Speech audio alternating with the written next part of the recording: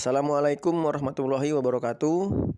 Kembali lagi bersama saya Y di channel yang selalu mengangkat seputar kisah nyata, kisah inspirasi, kisah yang memotivasi, tentunya di Skenari Y.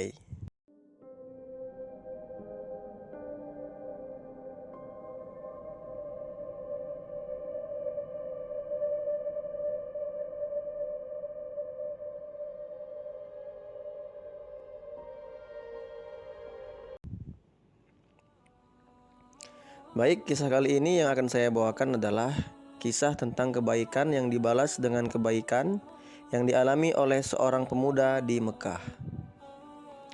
Kisah ini diawali oleh seorang pria baik hati yang memang asli penduduk Mekah.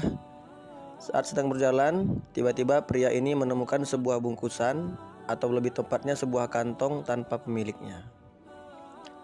Terlihat dari luarnya, kantong ini berwarna biru dan tampak cukup mewah.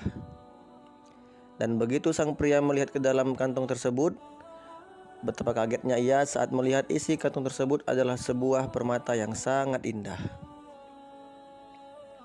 Permata itu merupakan batu permata zamrud, yang mana batu permata zamrud ini memang terkenal sangat mewah dan cukup mahal harganya. Lalu sebagaimana layaknya seorang muslim yang baik, pria itu pun tidak diam saja. Dia naik ke suatu tempat yang lebih tinggi dan berteriak untuk mengumumkan siapa yang merasa kehilangan kantung berwarna biru. Beberapa kali dia umumkan kepada warga, ternyata tak satupun warga sekitar yang merasa kehilangan sebuah kantong. Sekedar informasi saja, dalam syariat Islam, ketika kita menemukan suatu barang di tempat umum, yang mana barang itu kita tidak mengetahui pemiliknya siapa, maka yang sebaiknya kita lakukan adalah untuk membiarkannya saja atau mengabaikannya. Karena apabila kita mengambilnya, maka syariat Islam mengharuskan kita untuk mengumumkannya di sekitaran tempat benda itu ditemukan selama 1 tahun. Dengan tujuan, apabila ada orang yang merasa kehilangan suatu barang, dan si pemilik merasa barang itu penting dan harus ditemukan, kemungkinan besar si pemilik akan mencarinya ke tempat-tempat yang pernah didatangi. Lalu, karena pria itu merasa sudah cukup mengumumkannya untuk hari itu, dia pun memutuskan untuk pulang ke rumahnya. Sebelum pulang, dia kembali mengumumkan kepada warga sekitar, jikalau setelah dia pulang nanti terus ada orang yang datang ke tempat itu dan mengaku kehilangan sebuah kantong, tolong suruh orang itu mendatangi rumah saya. Karena pria itu memang penduduk asli Mekah, tentunya semua warga sekitar mengetahui di mana rumah pria itu. Tak lama setelah pria itu pulang, tiba-tiba ada seorang kakek tua yang datang mencari barangnya yang hilang. Dan ternyata barangnya yang hilang itu adalah sebuah kantong berwarna biru. Karena dianggap penting dan berharga, kakek itu pun mencari ke berbagai tempat, termasuk ke wilayah Mekah yang sempat ia kunjungi beberapa saat yang lalu. Kakek itu pun terus mencari sekaligus mengumumkan kepada warga bahwa siapa saja yang bisa menemukan kantong yang dia cari itu akan diberikan imbalan hadiah berupa uang yang jumlahnya cukup besar pada waktu itu. Setelah beberapa waktu sang kakek mencari, ada pedagang yang memberitahu bahwa tadi ada seorang pria yang mengaku menemukan sebuah benda, dan pria itu mengatakan, kalau datang orang yang mengaku kehilangan sesuatu, silahkan temui dia di rumahnya. Ucap pedagang itu sambil memberitahu alamat rumah si pria tadi. Begitu mendapat informasi itu, sang kakek pun langsung menuju ke rumah pria tadi. Sesampainya di rumah pria itu, sang kakek lalu menjelaskan kepada pria itu bahwa dirinya kehilangan sebuah barang. Lalu pria itu pun menanyakan kepada si kakek mengenai ciri-ciri barang yang hilang itu. Setelah dijelaskan dan si pria itu merasa cukup yakin bahwa kantong itu adalah benar milik si kakek, pemuda itu pun langsung dengan segera mengembalikan kantong itu ke si kakek tadi. Seperti niat awal, si kakek pun langsung memberikan hadiah kepada si pria karena sudah menemukan dan mengamankan barang si kakek tadi. Tapi hal yang membuat si kakek terkejut dan kagum ialah ternyata si pria itu menolak hadiah pemberian dari si kakek. Pria itu mengatakan bahwa dia melakukan semua ini tulus ikhlas karena Allah, tanpa mengharapkan imbalan apapun. Akhirnya, karena pria itu tetap menolak, si kakek pun lalu pulang dan sangat berterima kasih kepada pria baik hati itu. Waktu pun terus berlalu, dan sampai di waktu 3 bulan setelah kejadian kehilangan tadi berlalu, si pria itu mengalami kekurangan dalam hidupnya. Dia berusaha untuk mendapat penghasilan lebih untuk kehidupannya. Akhirnya, pria itu memutuskan untuk pergi keluar dari kota Mekah, mencari pekerjaan di wilayah lain untuk memenuhi kebutuhan hidupnya. Pria itu lalu pergi ke wilayah Afrika, dan pada saat itu ia menggunakan kapal laut. Di tengah perjalanan, tiba-tiba pria itu mendapat musibah. Kapal yang ia tumpangi dihantam ombak sehingga kapalnya itu hancur. Namun, alhamdulillah meskipun kapalnya hancur, atas hikmah Allah pria itu berhasil selamat setelah ia berpegangan ke puing-puing kapal. Setelah ia bertumpu pada puing kapal, ia pun pingsan tak sadarkan diri. Dan akhirnya puing-puing kapal itu terseret arus dan membawanya ke tepian. Setibanya di daratan, waktu sudah lewat malam menjelang subuh, dan pria itu melihat ke sekitar dan menemukan bangunan terdekat itu adalah sebuah masjid. Tapi terlihat dari luar kondisi masjid itu sangat kotor dan kumuh. Sangat jelas terlihat bahwa masjid ini sudah lama tidak ada yang mengurus.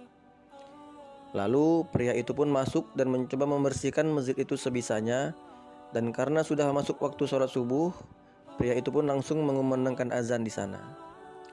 Di saat azan berkumandang, warga sekitar mendengar suara azan itu dan langsung datang ke masjid untuk melaksanakan sholat subuh. Setelah azan, mereka melaksanakan sholat sunnah, lalu dilanjutkan dengan iqomah. Setelah selesai iqomah, warga setempat menunjuk pria itu untuk menjadi imam sholat subuh pada pagi itu. Langsung saja pria itu mengimami sholat subuh berjamaah di masjid itu. Setelah selesai sholat, warga pun bertanya kepada pria itu tentang asalnya dan bagaimana dia bisa sampai ke tempat ini. Lalu pria itu pun menceritakan segalanya. Saya berasal dari Mekah. Ketika saya bepergian naik kapal, tiba-tiba kapal yang saya tumpangi mengalami kecelakaan. Lalu saya pun masuk dan tenggelam di laut.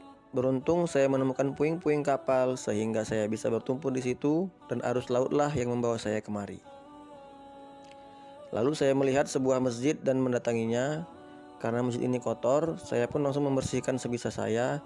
Dan begitu masuk waktu sholat subuh, saya pun langsung azan di sini. Lalu warga pun menyimpulkan bahwa pria ini merupakan orang yang baik, dan mereka langsung saja menawarkan kepada pria itu untuk menjadi imam sekaligus mengurus masjid itu. Tentu saja untuk pekerjaan itu, pria tersebut mendapat gaji oleh warga setempat. Karena memang pada saat itu, warga sedang membutuhkan seorang imam dan orang yang bersedia untuk mengurus masjid itu. Karena memang kondisi yang sedang butuh penghasilan, pria itu pun langsung menerima tawaran untuk mengurus sekaligus menjadi imam di situ. Waktu pun terus berlalu dan pria itu melaksanakan tugasnya dengan baik. Sampai pada saat dia sudah 3 bulan di sana, para warga sangat senang kepadanya. Sikapnya yang sopan, dia juga hafal Al-Quran, dan juga punya ilmu syar'i yang bisa dia ajarkan, membuat warga semakin yakin bahwa pria ini memang benar orang yang baik. Langsung saja pria itu ditawarkan untuk menikah dengan seorang wanita yang memang asli warga desa itu. Karena memang pria itu masih berstatus belum menikah, dia pun menerima tawaran ta'aruf atau berkenalan terlebih dahulu dengan wanita itu. Setelah dia menyetujuinya, lalu diaturlah waktu agar mereka bisa bertemu untuk melakukan ta'aruf. Dalam proses ta'aruf, yang boleh dilihat dari si wanita hanyalah wajah dan telapak tangan. Dan saat mereka bertemu, tampaklah si wanita ini menggunakan cadar, lalu dia disuruh untuk membuka sebentar sadarnya agar si pria dapat melihat wajahnya. Dan pada saat sadarnya dibuka, tampaklah si wanita itu menggunakan kalung yang dihiasi oleh sebuah batu permata biru yang sangat indah. Pandangan pria itu pun langsung tertuju dan terfokus pada kalung itu. Sontak hal itu membuat warga kaget dan mengatakan kepada si pria, "Sungguh zalim kau anak muda. Kami mendatangkan wanita ini ke sini untuk bertemu denganmu agar kau bisa melihat wajah dan telapak tangannya sesuai dengan ajaran agama Islam. Lalu mengapa kau malah melihat ke perhiasannya?" Dan sebelum kesalahpahaman ini terlalu jauh, pria itu pun langsung menjelaskan kepada warga bahwa dia punya kisah dengan batu permata itu. Dia menceritakan bahwa 6 bulan yang lalu saat saya masih di Mekah, saya menemukan batu permata itu di jalan. Saya umumkan berulang kali di sekitarnya, tapi tetap saja tidak ada yang mengaku pemiliknya. Lalu saya pulang dan tiba-tiba datanglah seorang kakek tua ke rumah saya dan mengaku sebagai pemiliknya. Belum selesai cerita itu, tiba-tiba warga langsung bertakbir, Allahu Akbar. Mereka bertakbir begitu mendengar pria itu menyebutkan tentang kakek tua itu. Lantas pria itu heran dan bertanya, kenapa kalian bertakbir? Warga pun menjelaskan, tahukah kamu siapa kakek tua yang bertemu denganmu itu? Saya tidak tahu, jawab pria itu. Warga pun melanjutkan, dialah orang tua dari wanita yang sedang ada di hadapanmu saat ini. Dan kisah batu permata yang engkau temui itu memang benar, ini batu permatanya. Warga lalu menceritakan, sekitar 6 bulan lalu setelah si kakek tua pulang dari Mekah, dia selalu saja menceritakan tentang kebaikanmu. Beberapa hari setelah dia balik ke sini, dia pun meninggal dunia. Itulah sebabnya kenapa masjid ini tidak ada yang mengurus, karena dulu beliaulah imam di sini sekaligus yang mengurus masjid ini. Setelah beliau meninggal, tak ada yang bisa menggantikannya. Dan sebelum meninggal, kami mendengar kakek itu berdoa, ya Allah, jadikanlah pria baik hati di Mekah itu sebagai jodoh dari putriku. Mendengar cerita tersebut, pria itu pun berkata, Subhanallah, beberapa bulan lalu saya kembalikan permata itu tulus ikhlas karena Allah. Sekarang Allah ganti lebih, yaitu batu permata itu dan pemiliknya yang kini menjadi istri saya. Dan dikabarkan setelah pernikahan mereka berjalan 6 bulan, atas hikmah Allah si istri pun meninggal dunia. Dan pria itu menjadi pewaris tunggal dari batu permata tersebut. Masya Allah, kisah ini sangat menginspirasi dan memotivasi kita agar selalu berbuat baik, tulus ikhlas karena Allah, tanpa mengharap imbalan apapun. Jika kita melakukan itu dengan ikhlas, pasti Allah akan ganti dengan hal yang lebih baik. Dan yang perlu kita sama-sama ketahui bahwa setiap kebaikan yang kita buat, tentu akan Allah balas dengan kebaikan-kebaikan lainnya. Yang penting, setiap kita berbuat kebaikan, tulus ikhlas karena Allah, dan jangan pernah mengharap imbalan apapun dari siapapun kecuali dari Allah Subhanahu wa Ta'ala. Cukup sekian kisah kali ini. Semoga ada hal-hal baik yang bisa kita ambil. Dan buat kawan-kawan yang belum subscribe, bisa bantu subscribe, like, komen, dan share video ini ke teman-teman yang lain agar channel ini bisa lebih berkembang lagi. Terima kasih, saya Wai. Assalamualaikum warahmatullahi wabarakatuh.